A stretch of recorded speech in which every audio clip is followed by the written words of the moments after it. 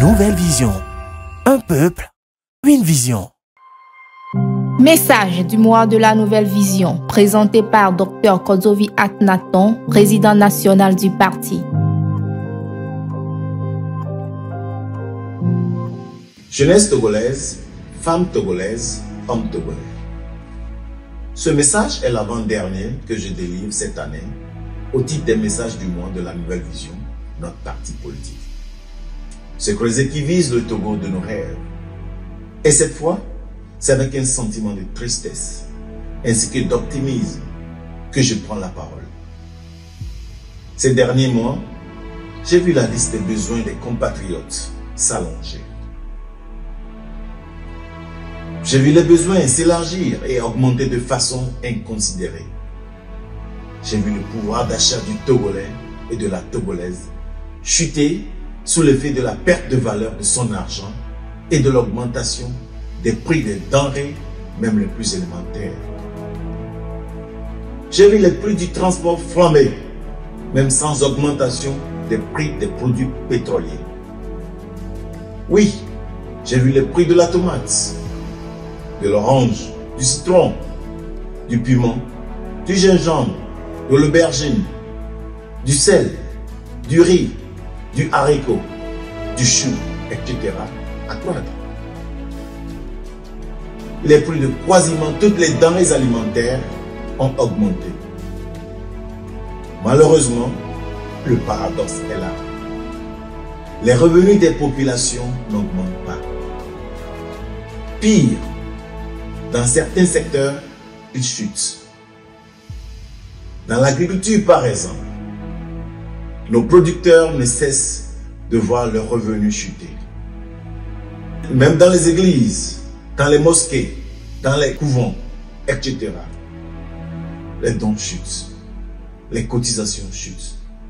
Le social privé tend à disparaître, pendant que le social public tend à ne plus même être remarqué. L'addition est salée. Qui paye? C'est le seul et unique peuple togolais qui paie l'addition.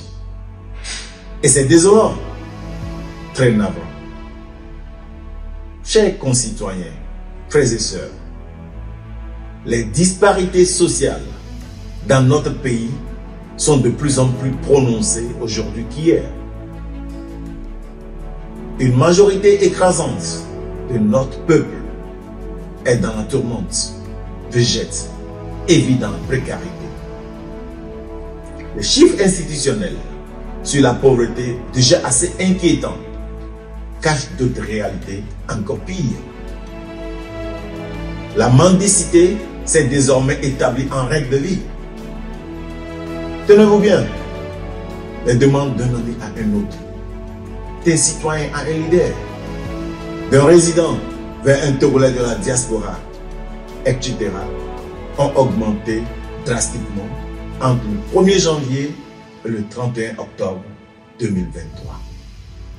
D'après nos sondages faits auprès de nos amis et nos connaissances, il y a une augmentation de 123%.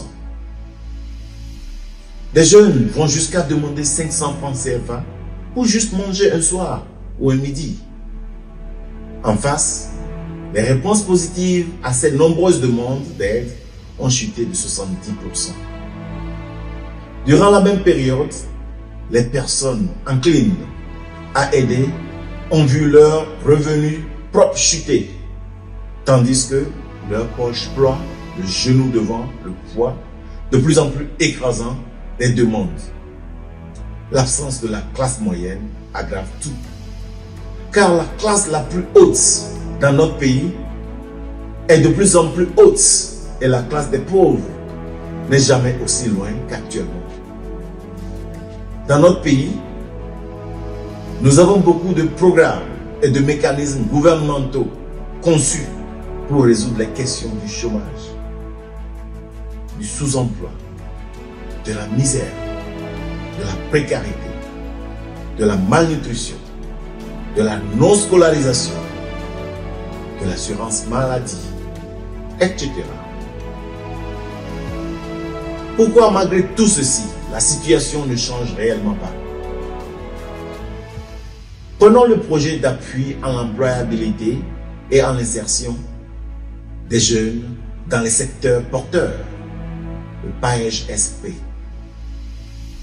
Selon le gouvernement, il répond à la préoccupation de l'emploi des jeunes au Togo à travers la promotion de l'entrepreneuriat dans les secteurs porteurs, notamment le secteur agricole. Le PAEJ-SP ouvre le territoire national avec un accent particulier sur les régions les plus pauvres, notamment les régions des savanes, centrales et plateaux.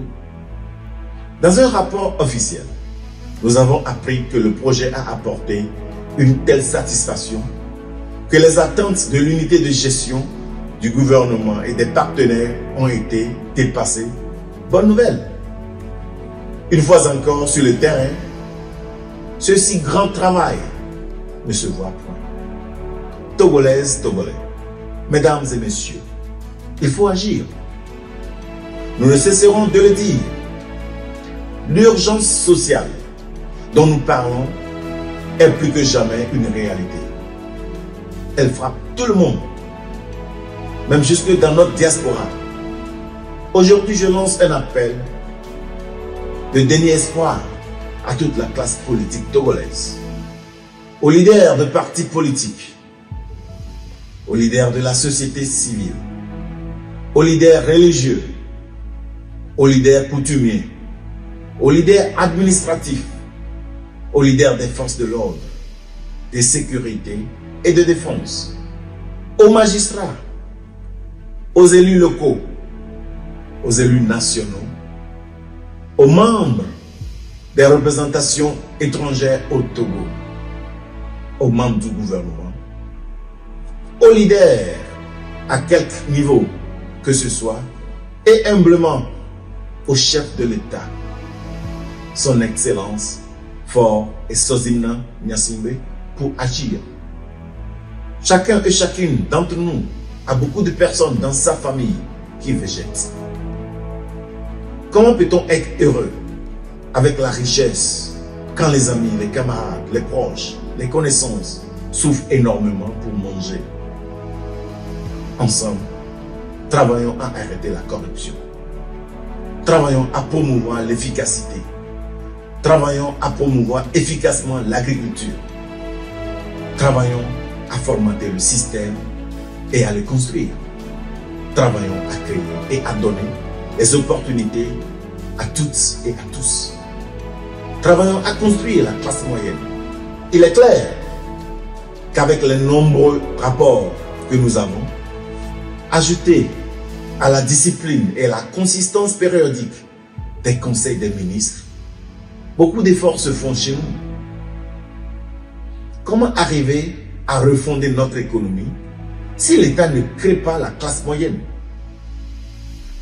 Nation togolaise, population togolaise. Au forum de l'OCDE, le chef de l'État, tout en mettant en avant le secteur privé pour soutenir l'économie en Afrique. Si nous sommes fatigués de ces relations avec des investisseurs venus installer des multinationales chez nous et qui finissent par inféoder notre économie, pourquoi ne pas plutôt faire confiance à notre diaspora, qui non seulement est un investisseur privé d'exception, mais aussi est notre classe moyenne, malheureusement, à l'étranger. Il nous suffit de faire des deals avec notre diaspora via des interlocuteurs crédibles, des deals qui leur offrent des opportunités incitatives à l'investissement dans notre pays.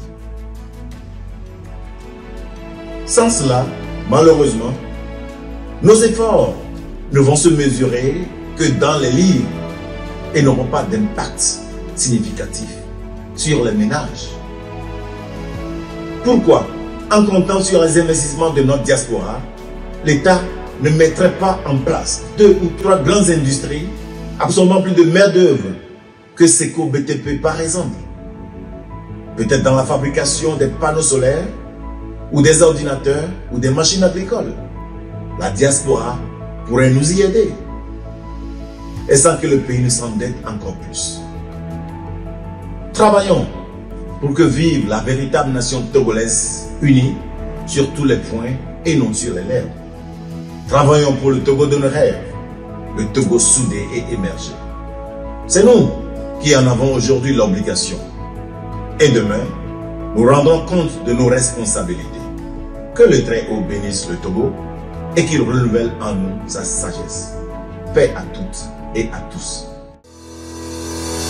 Vous venez de suivre le message du mois du parti Nouvelle Vision. Il vous a été présenté par Dr Kodzovi Akhenaton, président national du parti.